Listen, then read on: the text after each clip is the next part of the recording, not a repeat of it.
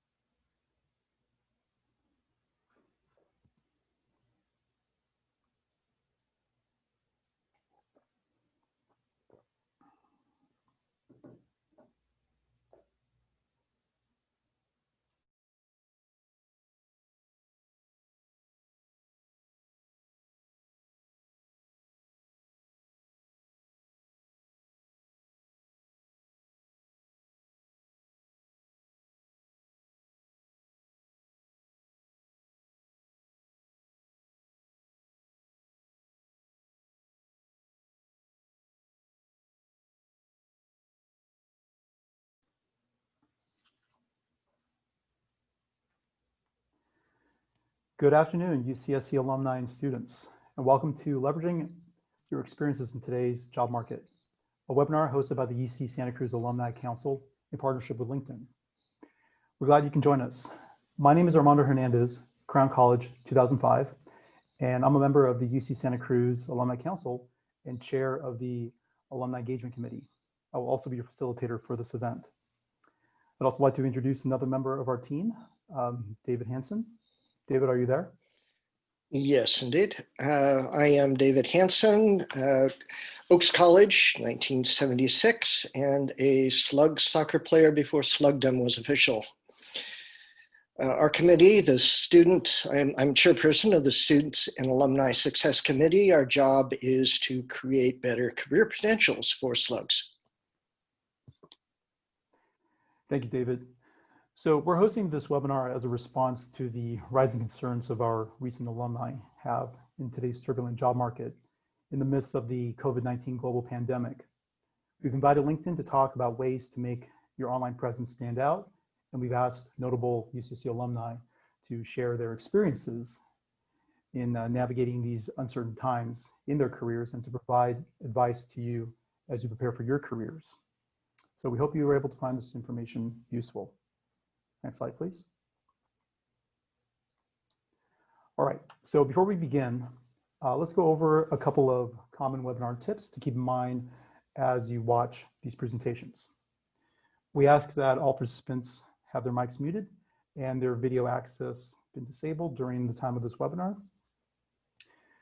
Because all the participants will be muted, please do use the Q&A box on the bottom of your screen to enter in your questions. The participants can submit a question in the Q&A box, and only panelists and facilitators will be able to answer the questions publicly or privately to the individual. Next slide, please. Great. So we will start the webinar with a welcome message from our UCSC Alumni Council President. We will follow with a presentation by LinkedIn team members, and then we will move into our alumni discussion panel, and finally a Q&A session.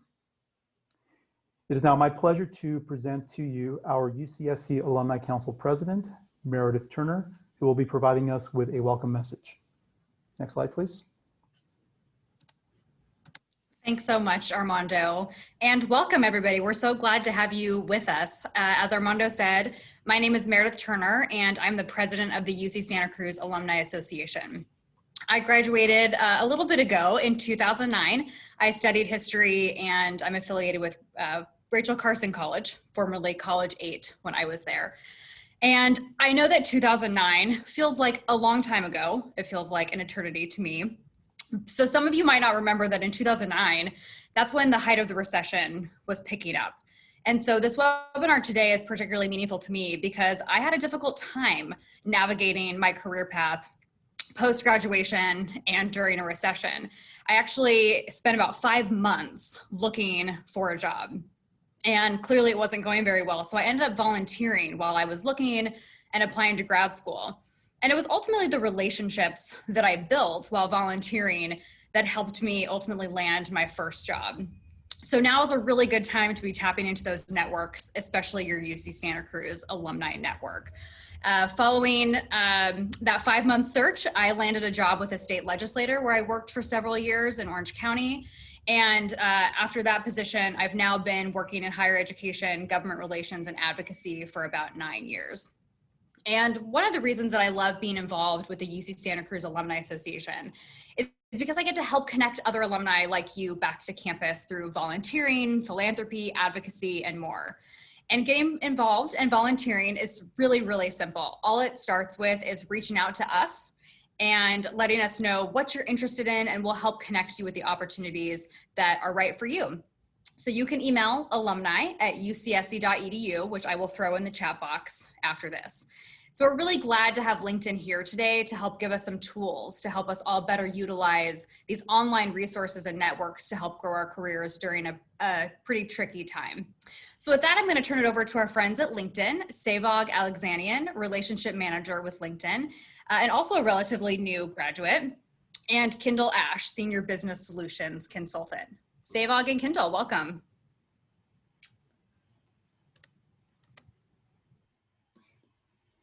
Well, thanks for having us here, Meredith. Wanted to make sure that everyone can hear me and see me. Are we good to go? Yep. Awesome. Well, again, thanks for having us today. My name is Sevog Alexanian, and I graduated in 2018, not too long ago, and now I've been working at LinkedIn as a relationship manager for the past couple of years. And I'm here joined with our colleague, Kendall. Hi everyone, Kendall Ash, as Meredith said. Thank you so much for having me as well. Also graduated in the year of 2018, currently working as a business solutions consultant, also known as sales development rep over at LinkedIn on the sales side. Really excited to talk to you all today. Sevog is going to walk you through how LinkedIn can really make a difference in your job search. I personally was sourced on LinkedIn.com for my internship at LinkedIn many years ago at this point, probably 3 years ago at this point. But it's really a great tool, and I can speak from experience that it's going to change the game for you. So we're really excited to dive in, and I'll be answering any questions that people post in the Q&A on the side. So please ask any and every question that you have. Yeah, thank you, Kendall. And similarly to Kendall's story, she mentioned how she was sourced on LinkedIn and was able to utilize the platform as such. But before jumping into all the fun stuff, I wanted to also share how I was able to come around and utilize LinkedIn to ultimately land my role. I knew I wanted to get into tech, get into sales, but didn't really know how to go about that. I had applied for an internship a couple of years prior to graduating, didn't get the role with LinkedIn, but I knew that this was somewhere where I wanted to go. However, looking at my network, looking at the people I was connected to, I didn't really have the relationships to really put myself in the best position to ultimately land that role. So what I did was blindly started to reach out. People that might have had a shared path as I had, people that were part of the program I wanted to get into, even all the way up to the VP of sales at the organization. And while it did take a few tries, ultimately someone did reach back out. They were able to point me in the right direction, connecting with the right people. And then, of course, that ultimately led me to where I am today, being able to work at the organization. But I always look back at what those early experiences shared, talking about, one, having that LinkedIn profile that's up to par and up to shape, but then also, two, in leveraging your network. And in the case that I was coming from, didn't necessarily have that network, but I was able to make one myself. So with jumping into today, we're going to be talking a little bit about how to go about that and how to do so in this new normal in the age of the pandemic. So talking about where we're going to be going with today's story, we talked a little bit about ourselves, but we're going to be talking about how to optimize your LinkedIn profile, the little tips and tricks that you want to have your profile best stand out when you're looking out for your next opportunity. Talking about how we can utilize the skills that we've gained, whether this is through our curriculum or experiences with other jobs, other internships during our time at UCSC. And then we touched on it a little bit, but talking about how to build that network most efficiently and effectively. And then, of course, using the platform to land your next role. And as Kendall had mentioned, she is going to be taking questions throughout the presentation. So please feel free to jump in on that chat, and we will be sure to get your questions answered as we go about. Next slide, please. So in talking about who is LinkedIn, So over at LinkedIn, a common theme and a common thing that you'll hear us say is opportunity. And if you look over at the next slide here, you'll find that when we look at the LinkedIn platform, it's really about connecting us to opportunity, having the opportunity to advance your career, as you can see, getting the right job, building those relationships, as well as staying informed with things that are happening in your industry, within your network, and then also helping guide you to that next play and where you'd like to go. And we talk about that theme of opportunity. And as you see in the next slide, talking about our vision as an organization, it's to create economic opportunity for every member of the global workforce. Typically, when we share that information, some people ask, well, how do you go about in doing so? Great question. That brings us to the economic graph that we are really working and really creating here, where it's the largest professional network online, and it's a collection of the members, the companies, the jobs, skills, schools, knowledge. So you have this digital map and this digital representation. So now it's a matter of how we can best have it in such a way where you stand out and you're able to leverage the economic graph to then connect to that level of opportunity. So jumping into how this applies to all of us today, it really becomes your profile and your story. And one thing to add prior to jumping into this piece, prior to the current role that I was currently in, both Kendall and myself did about in recruiting. And with that, we used LinkedIn's recruiter tool to then recruit through LinkedIn. So it was a very unique experience where not only did we learn how to utilize the platform, but then moreover, what are recruiters looking for through the LinkedIn platform and how these profiles are going to be standing out when we were searching for candidates. So with today, this might be some information that you already know, but then also some pro tips and tricks to really get your profile up to speed and make it stand out when you're going about that job search. So to begin with, it all starts with that professional photo. And going over to the next slide here, you'll see that people that have that professional headshot, they get more connection requests, more profile views, as well as more messages. So that's a great place to start. And of course, all of us nowadays, or most of us, have our smartphones. Even if you haven't been able to get a professional headshot, just have a good blank background behind you and get that picture taken. And that's a great place to begin. Moving along, this brings us to our industry as well as our location. It's so important to share this information with the platform because a lot of times when individuals or job recruiters, for example, are looking for their next candidate, they're looking to see what industry you're currently in, as well as which location that you fall into. Being able to have that information added to the platform is going to make you start appearing when those searches are made, as well as if there is a location-specific role you're trying to go for. So for example, if I'm living in Southern California, but I really want to make that move to Northern California, maybe including in that location that you're up in NorCal so that you start to appear when those searches are made. So that brings us over to our next step here. And this is with drafting that compelling summary. So think of this as your elevator pitch. It's an opportunity for you not only to list your some of your accomplishments, but moreover to show a little bit of your personality. Not meant to be something that's extremely long, as you can see, only about 40 words, but talking a little bit about who you are, what you've done, and where you're planning to go, and giving recruiters that opportunity to get a little bit of a better understanding of who you are and what gives you that passion, what gives you that drive. Next up, that brings us to our work experiences. I'm sure many of us here already have that resume. Some of us might already have that LinkedIn profile as well. But one of the important pieces here is to list all those experiences that you've had, especially for us today, where we're coming up from either just graduated from UCSC or we're still in the process of graduating. If we don't have those professional work experiences, this is where you can go about and add some of those internships that you've had, maybe some part-time or summertime jobs, and really touching on the skills that you were able to develop and gain throughout those experiences. As you can see, the more detailed you have your experiences here, the more you're going to have the ability for your profile to be seen. And a key thing to call out here also is utilizing those keywords. A lot of times recruiters are searching for respective skills that are essential for their future employees to have. So this will be a great way and great opportunity to incorporate that into your profile as you go about here.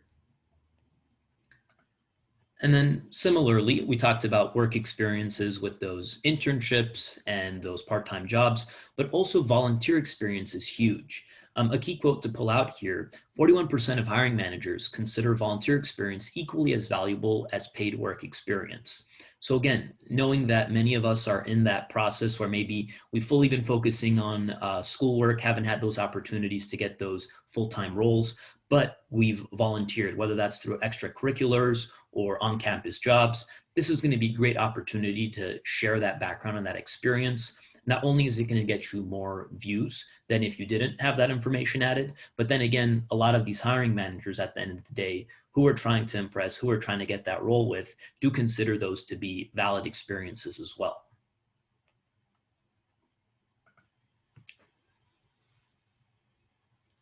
And then bringing us to that next step and talking about the skills section. So throughout all of these experiences, we're able to hone certain skills, learn other ones, and we want to showcase that out to the world. So of course, with certain jobs, you're going to be able to get certain experiences, but also maybe you haven't had the opportunity to complete all those internships or have those professional roles while you've been a student. You've also been able to develop a lot of skills in just going to school. For example, being deadline oriented, organizational skills, critical thinking, Excel, Office. These are all tools or skills that you had to use to be a successful student at UCSC in getting the paper in on time, in getting those Excel pivot tables done, or just completing a good looking Word document. And a lot of these next roles that you're going to be going for, of course, certain roles require certain skills. So this is going to be a great opportunity for you to showcase that. And then also to get those endorsements by your fellow peers. A lot of times it's one thing to just say that, you have a certain skill or you can do a certain thing. And now it's another where you have that social proof. And there's others that are showcasing the fact that, yes, XYZ individual is good at public speaking or is good at communication. And when at the end of the day, hiring managers and recruiters are looking for those specific skills, it's going to be very important to have that added throughout the process. So now that we have a quick little refresher on how to have that LinkedIn profile optimized, that really brings us to just best practices and best sharing on the profile. So just some quick tips. You want to be able to share your authentic voice and to post often. This is a chance for you to build your own brand, to build your own equity online, where it becomes a process where you don't just become that professional or that student or that early graduate, but now you add your opinion to it, right? Whether that's through your experiences, through your jobs, having the opportunity to showcase that professional voice is going to get your profile seen much more than if you had kept your profile static. Some other tips here include having rich media. So whether that's through photos or original thought, in addition to actual videos, these are all different ways to boost engagement on the platform. And then at the end of the day, it creates that opportunity, both for you to showcase to the world who you are and what you're about, but then also for others to engage with you. A lot of people have been able to build their professional brands through the platform, which of course then leads to future career opportunities. So definitely something to keep in mind as we go about having that active presence and that active profile on LinkedIn.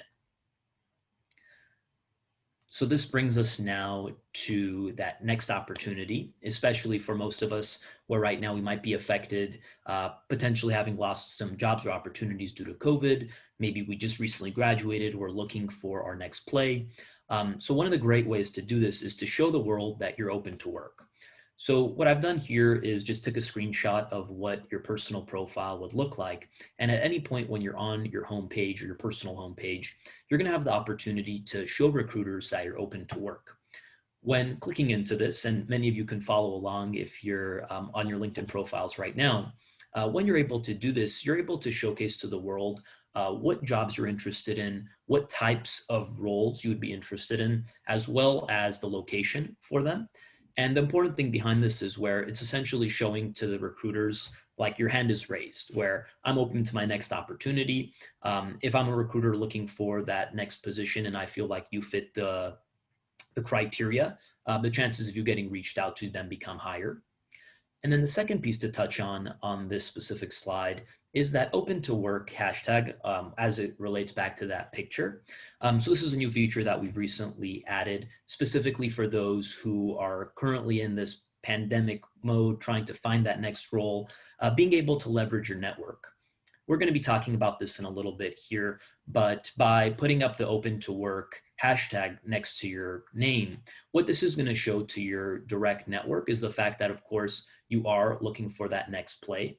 Typically, when you're just showing the recruiters that you're open to work, your network doesn't see that, but this is a way for them to know. So for example, when you go about and are actively posting on LinkedIn, as well as engaging with other people's posts, and individuals notice that you are looking for that next player, that next opportunity, it's again going to open up that bridge and let those in your network help you. So just another way for you to be seen, another way for you to be leveraging the tools at your disposal here.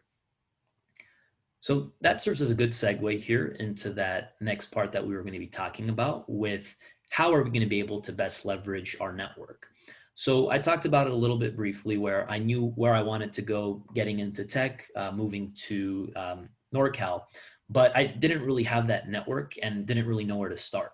So what we're going to talk about today is even if you find yourself in that position similar to where I had found myself a few years back, there is still a great network out there just being UCSC alumni and just having that professional experiences for the past however many years when you were attending school. And how to showcase that, if we go on to the next slide here, if you were to go onto LinkedIn right now, and again, you can follow along as we go about this, type in UCSC, University of California, Santa Cruz, there is the alumni tool where you're going to be able to find alumni who are in the jobs, the companies, as well as the cities that you're personally interested in. So this was a live screenshot that I pulled just about a week ago, so the numbers are quite accurate. If you could see on the screen, you're going to find that there's over 100,000 alumni in a variety of different roles, cities, functions. And the cool thing about this is that through LinkedIn, you're going to be able to go in and start narrowing it down. You can get as granular as the company, as the respective role. And this is going to be an amazing way for you to start reaching out to individuals. Maybe you want to get into a specific role, specific industry, but previously weren't connected to anybody in your personal network. This is going to be an amazing place for you to start where you can leverage that warm connection that already exists in being that UCSC alumni or current student and building that and bridging that gap. I'm sure as the alumni in our panel that will later speak, they'll attest to the fact that being able to have that shared background, that shared experience, we always want to reach back out and help the people that are coming after us. So, reaching out to as many people as you can to build that network organically is an amazing way to do so. And talking about the importance behind that, behind those relationships, over at the next slide here. So when we look at the numbers, 85% of jobs are still getting filled today by employee referrals. So in addition to that, one of the best ways that organizations are able to bring in talent is by their referral programs. Many of the organizations that are out there, you have that social proof, somebody that has a shared background, shared experience, able to pull them through the ranks. And so going back to what we talked about earlier, when you're going to be reaching out to your fellow alumni, you're not necessarily going to be saying, hey, please refer me, or hey, get me this next job, but rather genuinely creating that relationship. A lot of times you come to find that the alumni themselves are open and mentioning that, yes, we do have a role. Yes, I would be happy to refer you. But this gives you that opportunity to, again, leverage what you already have at your disposal. And speaking to the numbers again, give you that best shot to landing that next position here. And then talking about a few more of the tips in terms of how we can tap in on our connections as well as our alumni. When we're reaching out, we want to make that genuine message. So as you can see here, I found your profile through, in this case, the UCSC Alumni Network. I'm a current student, would like to talk to you about your path at Amazon. Amazon is my top choice employer for next year, so I'd love your perspective. You have 20 minutes for a phone conversation. So something simple, sweet, and to the point. The individual you reach out to will likely understand that you come from that shared background and what you're trying to gain from that experience, from that phone call. And the best case scenario here, or my recommendation to you all, would be after today's session, really take a deep dive on this part of the platform and map it out. I'm sure many of us are currently studying our specific majors. Maybe we want to pivot. Maybe we want to get into a respective company. Understand who are those individuals, what are their respective roles, and start reaching out. Sure, it might take a few tries. I like to say Rome wasn't built in a day. Similarly, you might need to reach out to 1, 2, 3 of those different alumni members, but really a lot of times it just takes that individual to provide that insight, provide you with some background, and play that mentorship role to help you get on your feet here. And moving along, while we talk about a lot of these tips on how you can best be seen, how you can best put yourself in the best position to land that next role, you also have the opportunity to set up those job alerts through LinkedIn. So similarly to what I mentioned, how you can show recruiters that you're looking for work, what type of role, what type of industry, what type of city. You can also set up job alerts when you go to the jobs function of LinkedIn. And here you can specifically share with the platform what are the types of roles you're looking for, so that the platform does a little bit of work for you. You can have it set up where on a weekly basis or on a daily basis, jobs that then match your profile are sent your way. So you could be one of the first to apply, again, giving you that best position or that best opportunity to get that role. And then finally, in closing here, additionally, we touched on this theme, but really hitting that point home. Whenever we do find the job that we like and one that we'd like to apply to, prior to clicking that apply button, I always recommend to click in and see if you have any of those connections or anybody else maybe from UCSC that currently works at the organization. Because again, this is going to give you that best shot to get into the eyes of the recruiter, get that interview, and ultimately land that role, giving you the opportunity to learn a little bit more about the culture, learn a little bit more about what they look for at the organization. And then ultimately, you might also have that opportunity to get that referral. So again, if you could take one thing away from today's profile, or I should say from today's session, it's a matter of leveraging the connections that you do have at your disposal. Even if you don't think that your network is that large, again, you'd be surprised if you just look at your alumni network or other previous experiences that you might have shared with others. And people are always more drawn to help you out and connect with you when you have that. But then also, you never know. You can also reach out a little bit coldly or blindly, and people are going to be willing to help. So hopefully with all of the tips and tricks of today, it can help put you in that better position and ultimately make you land that dream role or that next dream opportunity and be successful in these tumultuous times. So at this point, Kendall, I don't know if there was any questions that came on throughout the presentation itself, but maybe you can shed some additional light on what had come up here. Absolutely, happy to do so. I think we actually got a really good question that I was attempting to answer typing, but might be a little bit easier verbally to talk a little bit about. But there was a question from Beverly. How do you suggest approaching lost opportunities due to COVID impacts?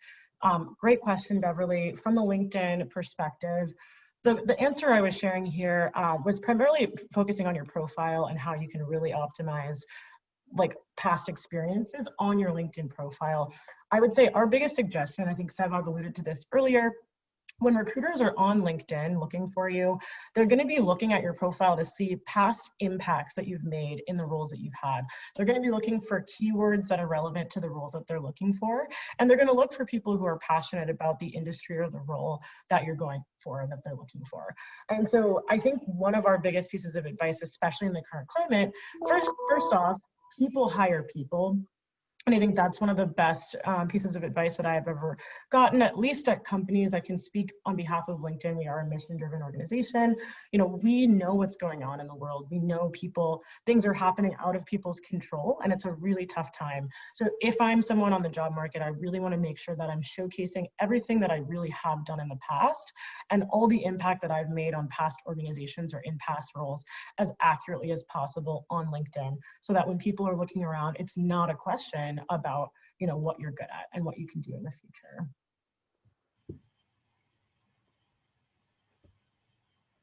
So that was one question. Sevag, did you want to add anything or? No, I think that, you know, you touched on it perfectly there in terms of, you know, trying to best put yourself in that position to be seen, to be heard, as well as just being able to, you know, put the right foot forward here. Wonderful. All right. right. And then I think we did get another question here at the end as it related to, if you do get a referral at an organization, how would you best go about it? Typically, Eric, every organization is a little bit different, but what tends to happen is once you bring in that first referral and you go in through that separate site or that separate link that they sent you, you're already plugged into the system and you have that endorsement that a current employee has, has already given you that referral itself. Typically at that point, it's just that one, you're able to ride with that. At least that's how it's been over at LinkedIn. But again, every organization is a little bit different. But I would say sticking with that one and being able to drive that home. Awesome. So I think that about wraps up our part of the presentation here. And again, thank you so much for having us here today. We definitely appreciated the opportunity, and feel free to reach out down the line as other questions or anything else comes up. But we definitely wish you the best of luck and know that you all will do great moving forward. Thank you guys as much as well. Thank you, Savag and Kendall, for providing us with an insightful presentation on increasing our online presence.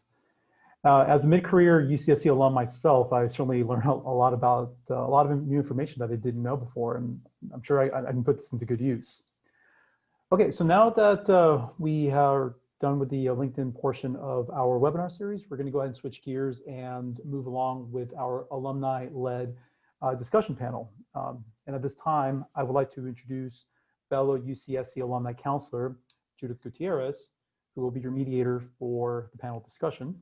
I also do want to mention that Judith is the chief organizer of this webinar event.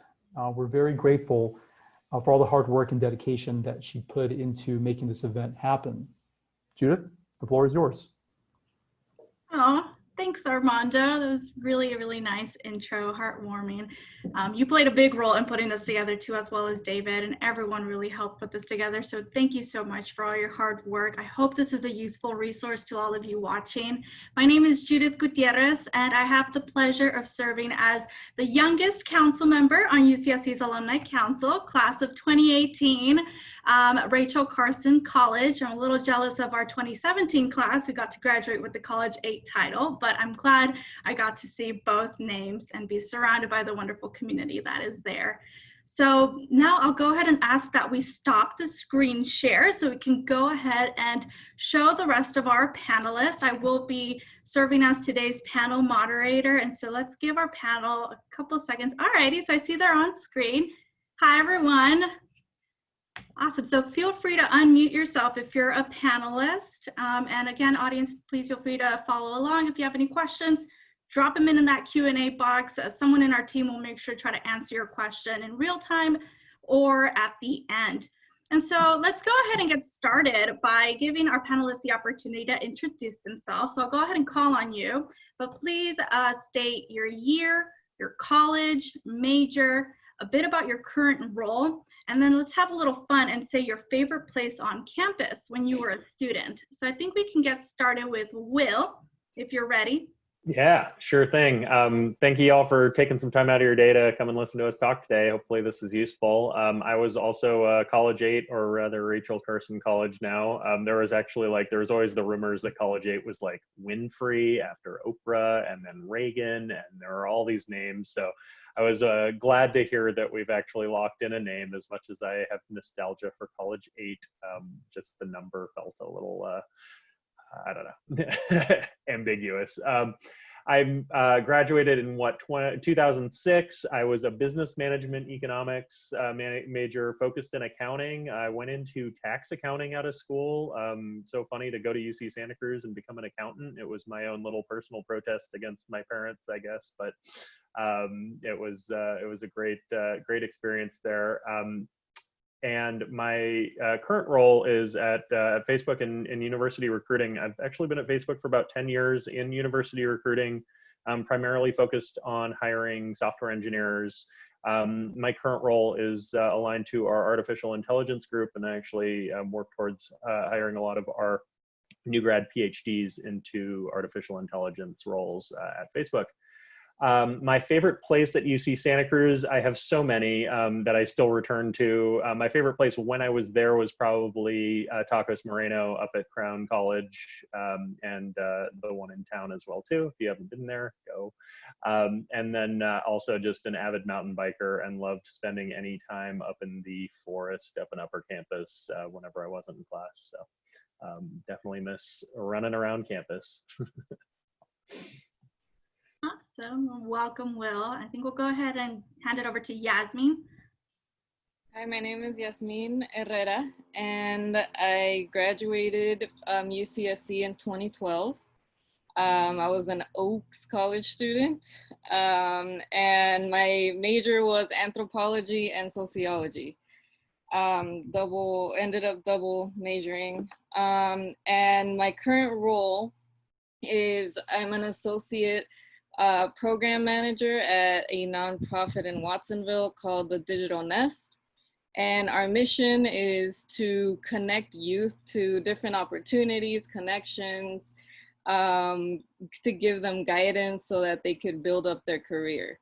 And we serve 14 to 24-year-olds at the Nest. And I was, I don't like to say the word co-founder, but yeah, I mean, we started, Jacob and I started the organization 6 years ago now. Awesome. Well, welcome. Thank you so much. And then that leaves Lady. Thank you, Judith. Hi, everyone. Thank you for joining today. My name is Lady Idos. I graduated from Merrill College, although I think I was at Oaks most of the time. Class of 2002. I majored in sociology. I identify as a queer woman of color immigrant. I grew up both in Manila and San Diego. My current role is the Chief Diversity, Equity, and Inclusion Officer at Berkeley Lab. We have about 4,000 employees. We're one of 17 national laboratories in the country, and also part of the University of California, so still part of the UC system. I've been at the lab for about 10 years now. I've been in this role for about 2 years. I left the lab for a short period of time to lead diversity inclusion at Blue Shield of California, then came back 2 years ago to be in this role. My favorite place on campus, I think, is Oaks Field. I liked hanging out there, and just, you know, that little basketball area, that little bridge. I was just there all the time. There was a coffee shop. I don't know if I'm dating myself. I don't know if this was still around when you were there, Will. It's called Hava Java. I think it's probably gone. No, I'm seeing a yes and a no. And that was when spoken word was really popular. So I'll leave it at that. Yeah, I forgot to say my favorite place, but I'm echoing Lady. It was the Oaks College field. It's between that and the Porter Caves. I like going down there. Yeah. Awesome. Well, welcome everyone. Thank you so much for introducing yourself. So I think we can go ahead and get started with the questions. So I'll be reading from my screen. I do apologize if I turn away, but all right. First question. Students recently had their lives uprooted by COVID-19, a global pandemic. Classes went virtual, students lost their sense of stability, housing, food, income, and more. Moreover, class of 2020 and young alumni as a whole are having to navigate the job market in these unprecedented times. What was your experience with navigating the job market after graduation? Do you sense any similarities? And then what advice do you have for young alumni today? And so I think we can go ahead and get started with Lady. Thanks for that question. So it's been 18 years since I've graduated. I've had a variety of jobs. I will say that, you know, when I graduated in 2002, MySpace wasn't even around yet, nor was Facebook, nor was LinkedIn. None of that existed. So there was a lot of, you know, the internet was still there. So there was a lot of research that you had to do sort of, you know, on your own and figuring it out, really, you know, trying to figure out what I wanted to do. And being a sociology major, I didn't know what I would be if I wasn't an academic. So I think I've always been mission driven. I've looked for organizations whose missions I believed in. And so I would say, you know, my advice, I guess, for that is, it's easier now to research the mission and ethics of an organization. So you can utilize platforms like Glassdoor and even LinkedIn to research those companies. There's more transparency on salary. People are rating companies, people are rating CEOs. They're actually giving comments on what it's like to work there, confidentially. So you can see sort of like the whole truth about an organization behind the website, the pretty website that they put up. There's also a Great Place to Work website, so you can see ratings of company culture. And if you are part of several communities that we have here, for example, LGBTQ community, you can look at the Human Rights Commission Corporate Equality Index and see the rating of how LGBT friendly a company is. So there's lots of things like that, I think, now that I would say do your research on that. And I think a lot of people harped on this in terms of advice number 2, which is continue building those relationships. I would say that a relationship you build with someone could be a very long informal interview. You could know someone for a very long time and you didn't know that the things that you were doing and the things that they know about you is what they're going to say as a referral about you.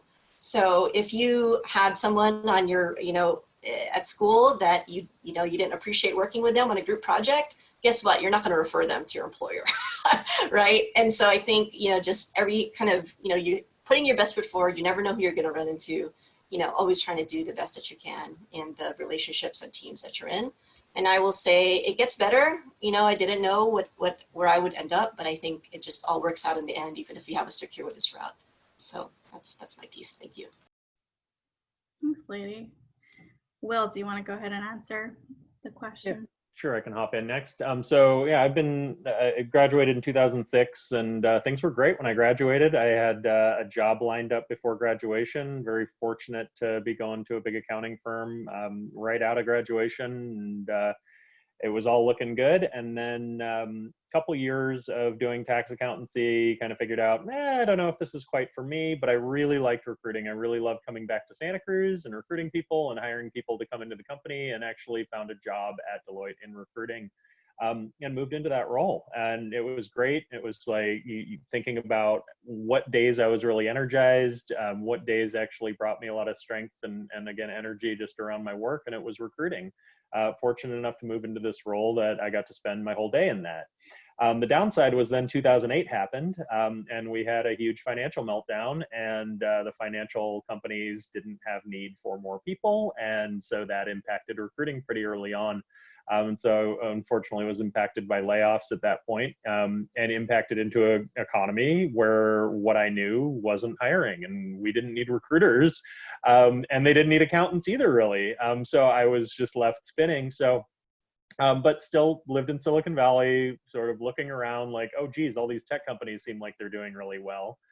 So like point 1 here, look around you, look around at who's doing well. There's always those glimmers of hope in down economies. Look at the companies that are doing really well right now. I mean, Zoom, for example, I think we've all become very familiar with this product, tech companies, things like that. I was able to land at a tech company, E-Trade Financial, and started doing technical recruiting there, where I was able to take my passion for recruiting and apply it to a company that had a ton of need for software engineers, and that led me to Facebook. And years later, I'm still there and have been able to build a wonderful career within that. I think like the advice really is, when you're out of work, when you're seeking work, when you're thinking about work, that is your job. Really approaching finding a job as a full-time job and approaching it as you would if you were the top employee at that company. Put those project management skills to test, put deadlines, give yourself structure, get up in the morning, but then also give yourself permission to go and have a life, go and enjoy, the day. If you set the goal of, I'm going to buckle down, I'm going to focus from 8 a.m. to 11 a.m. on applying for jobs, on building my network, I'm going to spend 30 minutes doing this, 30 minutes doing that. Set yourself some goals so you can have some accomplishments, because it takes a while.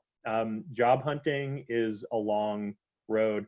I just made an internal move, and it took me 4 or 5 months to really actually determine what I wanted to do, get the right role, move into the role, get rolling in it. And I literally just changed to a team that's right next door to me. So just being able to keep that keep that perseverance and keep your spirits up, but make it your job. And set that up, set your breaks in there, set your goals, reward yourself. Okay, if I get to 100 applications, like I'm gonna go celebrate. If I get, 5 responses on LinkedIn this week, all right, I'm gonna go and take care of myself in one way or another, and I think that's really important because especially now, it's already so tough to exist and just see everything that's going on and be pummeled every day with news and everything, but where you can really take care of yourself and make sure that you're protecting yourself and you're moving yourself forward is just so critical. So. Yeah, and that sounds like such a wonderful place to be in, where as soon as you're graduated, you have that job lined up. But either way, you still were affected by that recession coming 2008, 2009. We even heard from our own president, Meredith, who talked about it took her months to find a job and had to volunteer in the meantime and look. And so really, it's just about thinking of those detours until you do find that place where you feel comfortable, you feel this is your space where you can really shine. And it's just being open to those different opportunities and really leveraging your friends and families, or that fancy word, your network, to really get around. And so I'm curious to know, Yasmin, your major was philanthropy, correct? And now you helped co-found Digital Nest. So what was that experience like for you graduating? Anthropology. I'm so sorry. Yeah. So yeah, my route was very all over the place. I didn't even come in with that major. I wanted to be a journalist. I wanted to, I guess before that, I wanted to get into the medical field because that's what my mom did when I was growing up. So that's pretty much all I knew. And then I graduated 2012. I didn't graduate in the recession, but I was in school while the recession was happening. So there was a lot of talk about, is a degree really worth it? What are your skills gonna be? What are you gonna do with an anthropology degree?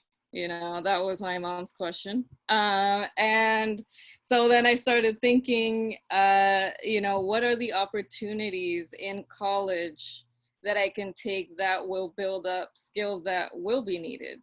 And I started video editing, I started coding. I really credit a program called the Everett program at UCSC. They really taught me how to bridge the social science stuff that I was learning with what employers would need in the real world. So their motto was F theory, get hands-on, right? And I was like, yeah, I'm gonna learn all these tech skills. They teach you tech skills. They teach you how to fundraise. They give you a lot of opportunity to just grow and figure things out. And through that program, I also made the connections that I have now to be able to start this nonprofit. So I met Jacob, the executive director, as part of that program. And I worked on a couple projects in Watsonville. And that's how he knew my work, and he thought that I was a good person to co-found this organization with. So he went and got me from DC, where I was. I went to DC after graduation, and that was very difficult. It took me at least 5 months to get a job. I had to work 2 part-time jobs, and before I landed the job that I felt comfortable in. So it's, very circuitous path. But I think it really drives home the message that it's just about taking opportunities and seeing where you can make those connections. And you don't have to have a plan. It's just, just take the opportunity, see where it takes you. Yeah. No, that's a really great point. Thank you, Yasmin. So I think we'll move on. And this question is for Will and Lady specifically. Feel free to chime in. Your young professionals have always had to step up their game to get noticed and hired in our increasingly competitive workforce. This year, given employers' ability to hire remotely, young alumni are having to compete with the world rather than a small population in a specific region. So when recruiting your teams, what do you look for in a potential employee? And can you think of a time where a candidate stood out to you? Who wants to take that one? Go for it, Will. All right, cool. So, I mean, I think in a word, preparation, you can tell so quickly that a candidate has tried a little bit or not tried at all. The distance between 0 and 1 on that is huge. And so I really encourage folks to just put the time in. I was just messaging back for a question on here about like it feeling awkward in virtual networking events or just blindly reaching out to people. And I think if you're doing the work and you're putting the time in and you're treating your job search as your job, that prep comes through. When you're asking, informed questions of an employer, of a person that works there, of a recruiter, it actually does separate you from a vast majority of people that are just blasting out whatever they can to see if they can get noticed. When I get a LinkedIn request and it's from someone that is asking me a question about my role or my experience or whatever, I usually respond. If it's just like, hey, I want to connect because I need a job, I usually pass on those. So I mean, just putting that time in, like as Lady was talking about earlier, it's so easy now to learn about companies and to learn about anything that's important to you to learn about a company too. And so, if you want to learn about, their work or their product or their people, you can find out. If you want to find out about their human rights record or their activism or their stance on any social movements today, you can find that out. You can engage with employees. And I think, where that just personal approach shows up, it counts a lot. And again, just like you can tell so quickly, I mean, we all get a lot of LinkedIn messages, I'm sure here. You can tell so quickly who's put the time in. And whether that shows up in a LinkedIn message or an email or a note anywhere, or if it's, an onsite or a screen. I'm interviewing for a couple roles for my team right now, and the difference in the candidates that have really put the time in to prepare for the role and just learn the basics really differentiates them from the pack. I think also just to temper a little bit of this question, because it's a little bit scary of like, you guys aren't competing with everyone all around the world. There are still visa restrictions. There are still like local, like we are still actually tied to office headcount for the time being. So while it might sound scary that like, yeah, we've opened the pool up, but you've also probably gotten access to a lot of roles that you might not have had access before. And so one of the themes that we were talking about going into this was adaptability, and just maybe you hadn't considered what you might be open to. Hey, maybe there's a job up in Seattle that's remote, that's for a company that you're really interested in that you wouldn't have otherwise been thinking about because you want to stay in Santa Cruz, and now that's an option. So I think there's always balance in the system. And so where there are things that we're giving up, we're also gaining too. So I just want to make sure that people are staying positive around that too. Lady, I'll toss over to you. Thanks, Will. Yeah, I don't think I can overemphasize that preparedness is key. Doing that research on the company and the role is really important. And not just what they're all about, but are they even featured in the media? Are their leaders talking about something that's worth noting? Did they release any reports that might be relevant to your role? You could even ask the recruiter if they're willing to share the names of the interview committee members and look them up. I think that's something that I've been impressed with. We had someone who interviewed with us, and she had looked up all of the committee members on LinkedIn, again, using LinkedIn. And when she answered a question that we asked, she like tied in something that was part of our profile. So that was just beyond. But I think, just the preparedness is really important. And then again, it's that building the relationships. Also too, when you look up the committee members, you might even say, look, the recruiter shared that you're on this interview committee. Would you be willing to speak offline about what you might be looking for? And, if they answer you and they share what they're looking for, you can incorporate that in your answers for the interview, right? So all of these things, really matter at the end. You can also do informational interviews with people who've been on that team or formerly in that role, or even in a company, just to sort of understand what the company culture is like. And now that we're in a virtual setting, you can even record yourself doing a virtual interview. You know, have some questions that you think they might ask, you know, have someone on Zoom, you know, ask you the questions and practice recording, practice sort of like, you know, saying what you need to say. I think what's really interesting and maybe an upside of virtual is that you can have all of these screens up of the answers that you're trying to say without, you know, looking like you're turning away from the screen. So if anything, you can have the company website on one, you can have your questions on the other corner. I mean, there's so many opportunities now with virtual. So I wouldn't necessarily see it as a complete downside. So that's all I'll say about that.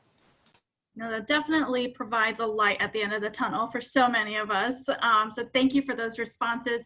Yasmin, for you specifically, you helped build Digital Nest as a co-founder. I'll say it so you don't have to.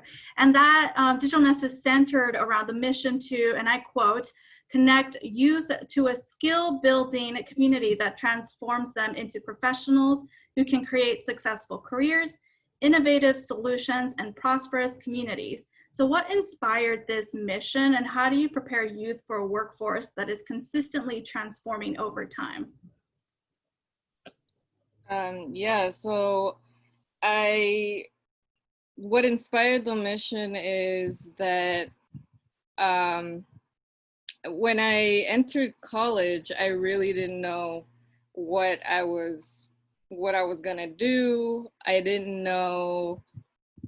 I was very naive before college. I like knew very little about the world and how it worked. I mean, the exposure that I got was, like I said, my mom's journey, and she was like a single mom, and I watched her, you know, take care of all four of us. She didn't start off in the medical field. She started off like cleaning houses, doing, you know, like odd jobs here and there. She didn't know English. So I saw her growth, and I saw all the opportunities, you know, available to her, available to us. And, you know, that's what I saw. I saw her come up. She became a phlebotomist, someone who draws blood. So that's kind of what I knew. I knew that I wanted to go to college, but because it was going to give me more opportunities, but didn't quite know like what exactly I was going to do. My mom, I mean, I'm the very first one to go to college, so I didn't really get like a lot of guidance. So that's kind of what inspired the Nest, is that I want to give a youth a chance to explore what their passion is and just get exposed to a lot of different things. Have them try things out, you know. It's like a space where they can come in and learn new things, try things out, make connections with people that have the similar interests. I basically wanted to recreate my college experience, but like in this like little like this little center like in Watsonville, because I thought, you know, why does that experience have to come like in college? You know, you could have it a lot earlier. You can start exploring, and then people who don't have a chance to go to college, like that's really what the college experience brings, is a lot of exposure, connections. So that's really at the core of what inspired the Nest.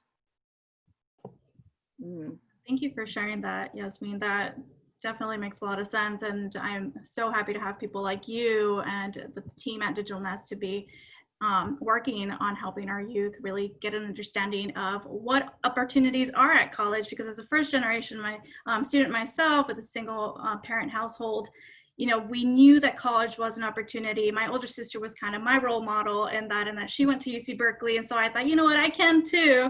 And so I ended up at UC Santa Cruz, gorgeous campus. And I was very lucky to kind of follow in her footsteps, but still make it make it my own experience and have a better understanding of what I want to do. And so just to wrap up here, final question for all our panelists, but I'll start with you, Yasmin. This year has raised national and international awareness of systemic racism in our society. After the police killing of George Floyd, companies have publicly condemned racism and have committed to creating racially equitable organizations. Although this is good news, we must acknowledge the difference between performative allyship and active allyship. So can you explain some of your efforts to increase diversity in your spaces? Moreover, can you expand on some of your efforts to further support employees of color in your workspaces? And Yasmin, I'll start with you because you work with our youngest population, but I'm very curious to hear more about, since you don't have that recruiter side, how do you help increase diversity in the companies as you're supporting, your young population? Yeah, I think the biggest thing for us is preparing our youth to enter those spaces, and not just by what skills do you have and can you write a good resume or interview skills or things like that. I mean, like preparing them to be able to find a space where they belong within those companies, like teaching them, how things work in the companies, like teaching them about ERGs and what those are, and like helping them speak up when they feel like there's something that's wrong, and not just, stay quiet. Things like that. We just try to build their skills, give them techniques, like so they could, when they go into the companies, they don't feel so like surprised or they're like, wait, what's going on? Like, I feel like I can't be myself right now. And just giving them more like ways to feel empowered. Yeah. Thank you for that. And so I'll go ahead and hand it over to Will and Lady, whoever would like to go first. Again, your efforts to increase diversity and support employees of color in your spaces. You want to go first this time, Lady? Go ahead. Oh, do you want to go, Lady? No, go for it, Will. Okay, cool. So I think I could probably go on for forever tonight about this because we've spent so much time engaged with this recently. I think one of the things that I just want to drive home to the UC Santa Cruz community is the value that you get out of UC Santa Cruz in being able to engage in what our country needs is incredible. Being able to I said I was like a business management econ major. I was taking classes like economic justice and political freedom. And yeah, I became an accountant, but I have that perspective. And I was in this environment from day one at UC Santa Cruz, just enjoying that, I was learning these different perspectives and engaging with all of this stuff. And so to be now, at a huge company, we've talked about this internally at Facebook. We have a great open internal culture and we engage with this. And particularly one of my passions around university recruiting is because we can change the face of the company and we can continue to be one of the biggest levers on bringing diverse voices and diverse faces into our organization. And that's all of you. That is all of you. So thinking about your background and thinking about what you had or you didn't have and how you engaged over the last 4 years at Santa Cruz and the conversations that you've had and the comfort that you have in making others uncomfortable about this stuff and pushing the envelope and holding companies accountable and leaning into this to expect more from our employers, to expect more from our communities and our governments. You should feel empowered and you should treat that as an asset and you should hold the companies that you're interviewing with. I know we're all trying to get jobs and you sometimes need to be well, I just need a job. But at the end of the day, you should hold them accountable and be true to yourself and look for that. I think we're preparing all of our recruiters, all of our employees to really be able to talk about Facebook and what we've done both as a product and as an employer in this space. and we're waiting to be held accountable for this. And so when you show up in your interviews and you show up, you should be asking these questions, and this should feel organic. And I think that that's a space that I think we need to talk about as recruiters, and we need to talk about in preparing people to interview, that if that's something that you need to hear from your employer, you should ask those questions, and that should be normalized. And so I just want to encourage you guys to really lean on the gen ed classes that you might have taken that you were like, oh, I don't know, I'm going to use this and this, and it counts. It matters. The things that you learn at this school have helped you prepare to help these companies get to where they need to be a company that people want to continue to be with right now. So I'll hand it over to Lady on that. Thanks, Will. I appreciate that perspective as well, because I agree. So, with Yasmin, I think the question for me was, what do you do with a sociology degree? And I would say that it was not a wasted effort. All of the things that we learned in terms of understanding the world at large, how it works, the underpinnings of power and privilege, all of those things are at play each and every day within our companies and within, our administration and the world at large. So I would say all of those things just really, supplemented the sort of tactical and strategic work that we ended up doing, because you have that historical underpinning and you have that understanding of how the world works. And I think that's, really beneficial overall. To answer the question about, diversity, creating diversity, it's one thing to bring people in, it's another to keep them and to grow them, right? So, what I say is you can bring people in, but if you're pouring water in a bucket full of holes, it doesn't matter. You're just going to have a revolving door, right?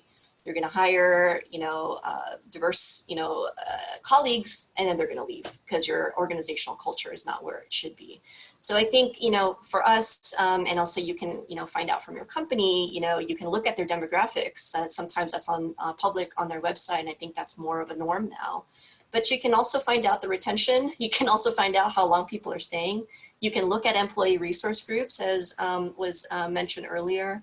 And for us, we don't just think about the talent pipeline, from the moment that, you are ready to work. We think about the talent pipeline more broadly. So we actually have a K through 12 program so that we can get young people interested in science. There was actually research done for young children to draw a scientist, and most of them drew a man in a lab coat with crazy hair, right? That's sort of like your mental model of what a scientist looked like. But we need to have diverse ambassadors go out there, meet people, meet children, meet, K through 12 folks, kids, teachers, and so on, so that they can imagine themselves in different types of work, and inviting people up and understand, what cool things we can do, like with clean water, clean air, sustainable architecture, all of these types of things are really interesting. And I think we can sort of, try to, present it in a way that's interesting to children. And also too, in the internship realms for undergrads and grad students, to build those relationships early so that by the time they graduate, they can consider us an employer of choice. So I think all of those things matter. The diversity part of bringing people in, letting people know about science in the very beginning is really important. When they're there, what are you doing to include them? They then feel like they belong there. And also, to your point, Judith, you're talking about sort of performative allyship. What are you actually doing for institutional equity? What are you doing to advance people so that your diverse people are not just sort of like the lower ranking people in your organization? What are you doing so that they're also reflective of your top leadership, right? So you can also find out what is the company's sort of goals or philosophy around promoting people of color, promoting, queer people, whatever it is, right? Like you can understand women, you can try to understand what their philosophy is. And I think that I would say, the diversity piece, the inclusion piece, and the equity piece are all very important. Yeah, well, thank you all so much for those responses. Those are all my questions, but I do want to hand it over to my colleagues, Armando and David. I believe, Armando, you have a hold of this. We'll be taking a couple questions from the audience as well for our panelists, and stick around because we're just going to wrap up with some final resources. So Armando, if we see one or two questions, would you mind picking a couple? Are there any questions for our panelists? It looks like there's a couple in the question box. I'm happy to take this first one about revamping applications. So when sending out applications for positions, how would I know to revamp? How to try and find a job if the response rate is low and it takes an average of 5 or 6 months to find a job? Is there a telltale sign? What I'm doing is just plain not working, and is something wrong? I think, again, like, don't go it alone. Community is everything, and leaning on your friends, leaning on these relationships, even if even if somebody comes back to you without a concrete opportunity, hey, could you give me some feedback on my resume? I think, like, matching resumes, you should probably actually low-key have like several different resumes that you use for different roles that draw from the words in the job descriptions.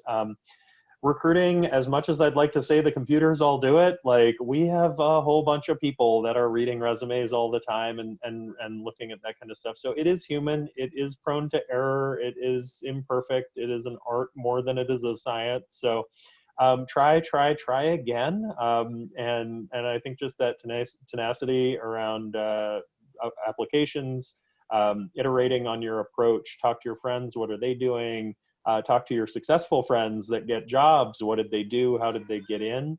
And then, I mean, just continue to try different stuff.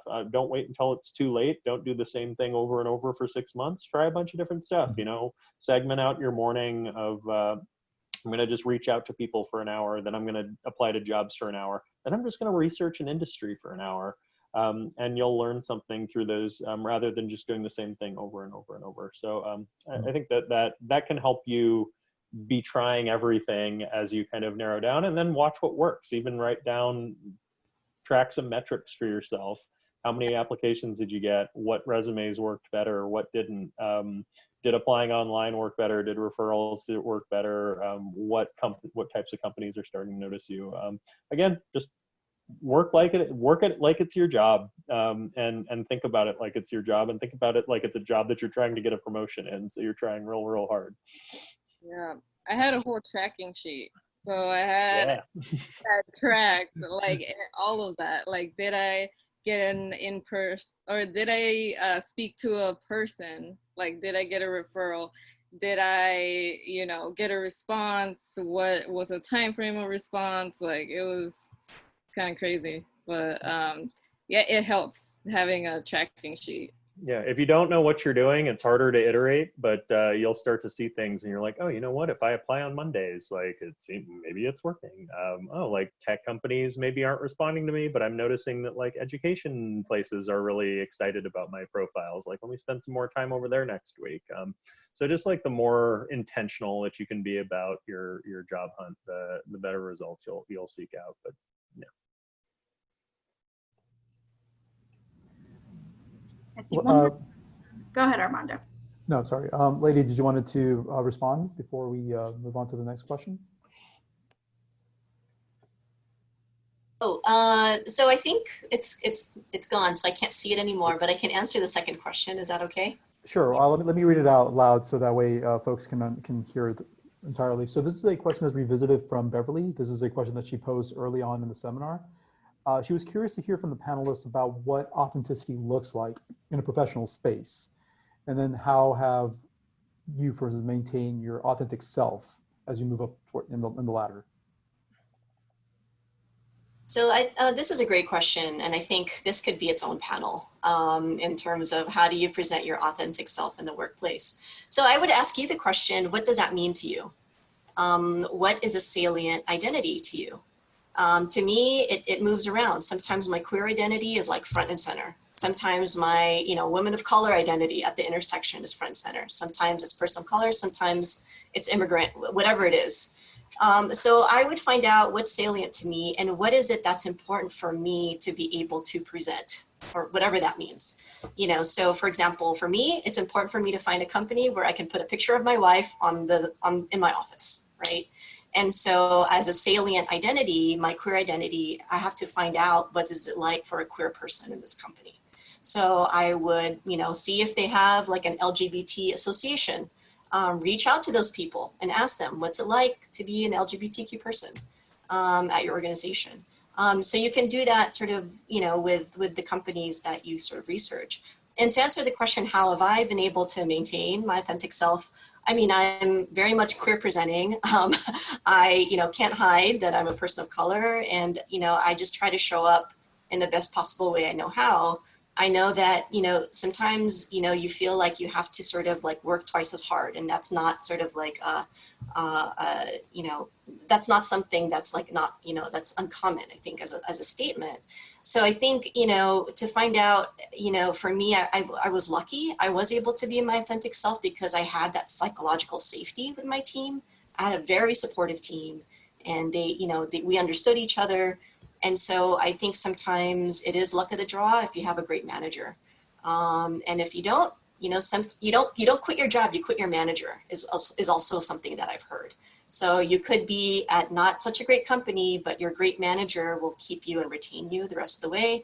And conversely, excellent company, bad manager, you're out of there, right? So the best way you can try to find out is, what is it even like to work in that team?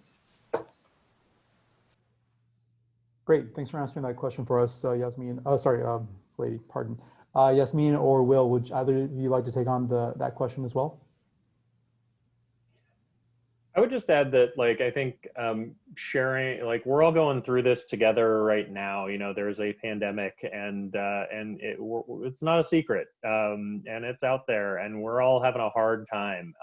And I mean, all the way up to highest levels of leadership anywhere.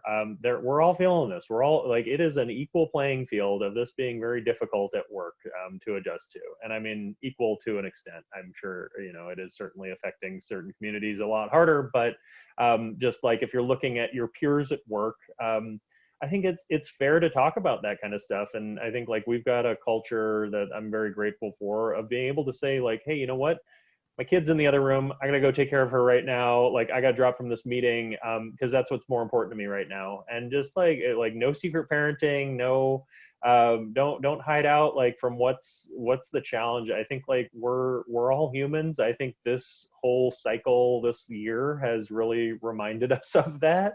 And just not being afraid to share that kind of stuff. I think like obviously like different companies and different situations are all going to be different, but I think that we should get more comfortable in the uncomfortable, and more comfortable sharing something like, oh gosh, I don't know if I should share that. Well, share it with someone. Like make sure you've got your ally, you've got your coworker, you've got your close manager. But also if you're at a place that, I, as a straight white male, that is somebody that went to UC Santa Cruz and had this wonderful experience and has been along the ride for believing systemic racism was a real thing since about 25 years ago. This is nothing new. I think it's my place too to step up to the plate and be the first one to say this is hard, or I don't know what to say, or say the wrong thing, and know that there's that safety, because I am in a place of privilege and I am in that spot. And so if you have friends that look like me and talk like me, and they're not showing up and jumping in and helping people find jobs and prioritizing, panels like this, encourage them to. I'm doing the same with my friends. Like, hey, you should be the first one to talk in that meeting. Oh, I don't know what to say. That's exactly why. And I think like that's the spot where when I'm showing up in terms of like whether or not I'm being a true ally or a performative ally, it's like what's been the action that I've incited that wouldn't have happened otherwise. And being authentic is because I actually really do care about this stuff, and I really do believe that we need to make some real progress and some real change. And folks from this school are in a great position to be able to do it. And a lot of times, if just speaking up can make some change, we should be doing that. So find your allies, find your strength, find your community, and stand behind it. Excellent, great. Doing a time check, we have about 11 minutes left. We have 2 other questions on the panel, so let's move on to the next question.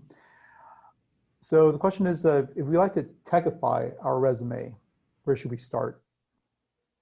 Would any of you like to take on that question? I feel like I probably should take that one on, but I'll let Lady jump into if she'd like to add. But I mean, teach to the test. It's not cheating. Look at the job description. Look at the language that the company uses. Every company has their like cutesy little turns of phrase and different thing and different ways of describing different work. I saw earlier there was a question that was like, what does a relationship manager do? They had a great answer with a lot of very LinkedIn words in there that you could probably draw from if you were applying to a job there, for example. I think just that kind of thing of like looking like a known quantity from just the way you're presenting your role and your experience and what you do. I think that is a good way to not cheat the system, but like to use the system to your advantage. Like go on the job. That should be part of your research of like, you know, you go to Facebook, you hear terms like move fast and impact, and you know, and so that's the kind of stuff that you should be pointing at. I think that can help tremendously. I've heard that people put their resumes like in a word cloud generator and see what like words pop up the most, and that's what you should put in your resume. Yeah, absolutely. And steal from people's LinkedIns, you know, like go and cruise through the team that you want to be in. You're going to see 20 or 30 different profiles of, let's use relationship managers at LinkedIn, for example. Go through and see how they talk about their job, and think about your experience and think about how you can position that experience in a way that sounds very aligned to that. Make sure you're looking also, just like as a total note, there are things called minimum qualifications on jobs. You got to meet those or we legally can't hire you. So if you meet them and you don't put them on your resume, that's like a easy win of making sure that you represent that minimum qualification, or however it's described. There's preferred qualifications too, to get like very tactical. But like if a job requires a college degree and you don't have a college degree on there, or if a job requires a master's and you don't have a master's, you won't get selected for that. But if you just didn't put that you had a master's on your most updated resume, you're going to get weeded out immediately, and no one's going to like follow up with you and be like, you sure you don't have a master's? So make sure you're reading those job descriptions, you're editing their resume. You might have a couple different versions of a resume. Most ATSs now will only allow for one version to exist, applicant tracking systems, sorry. So like, you might have a different resume that you upload for Google and Facebook and LinkedIn, but it would be the same resume for all positions at each company. But I think just making sure that you're writing, you know, teaching to the test, making sure you hit those BQs so you're not getting knocked out for bad reasons too. Like, okay, you need 2 years of working in Excel. Well, make sure that you have that represented on your resume. Or you need 3 years of work experience. Make sure that's represented and clear on your resume too. Just those things that we spend 5 seconds on resumes at first, that's pretty true. We're looking through hundreds of thousands of applications as a team. So where you can help the recruiter help you, show them what they're looking for, and try and figure that out and get feedback from other recruiters too, if you can. All right, so we have a few minutes left and we have 3 questions left. Let's see if one of you 3 can help us out with this next question. Armando, I think we'll stop taking questions from the audience. We set aside for a couple minutes and then we can go back into your facilitator points. I do want to invite our panelists to go ahead and answer those questions. You're all more than welcome to answer the same question different times in that Q&A box, because I think those are really good questions, but I want to give you all the opportunity to, you know, while we still have our participants, share all the amazing resources that UCSC has made available. So maybe we can bring up the screen again, and Armando will hand it back to you so you can really wrap this up and take us home. Excellent, will do. Thanks, y'all. Next slide, please.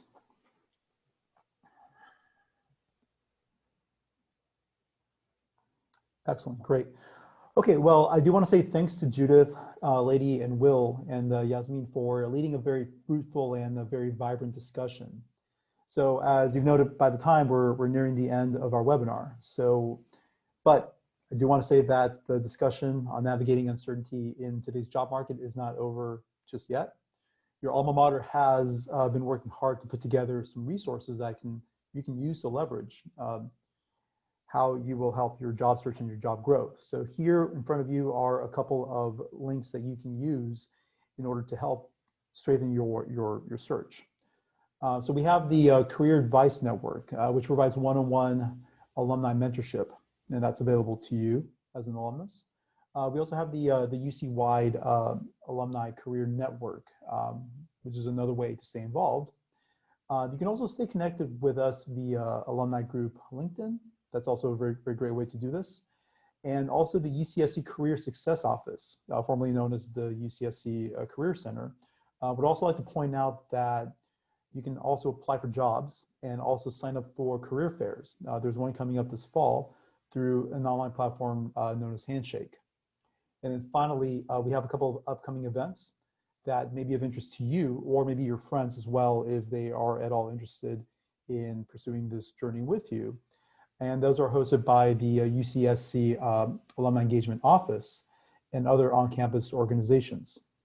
And all these resources can be found online at alumni.ucsc.edu, as Meredith mentioned earlier in the talk. So come check us out. Okay, great. Next slide, please. Excellent. Okay. And of course, a final note, don't be a stranger. Stay connected with us and fellow alumni as well as well as the UCSC Alumni Association via social media platforms of your choice. You never know. You may get connected with a banana slug who's in your industry of interest. And with that connection can lead to very wonderful opportunities. It may be your next job offer. It could be a way to give back. Also, being connected through the UCSC Alumni Association, you also have the opportunity to engage and also give back to alumni as well. All right, folks, so that pretty much wraps up our webinar. On behalf of the UCSC Alumni Association and the UCSC Alumni Council, we do wish you well on your job search, and please do stay in touch and let us know how everything is. Okay, everybody, thank you.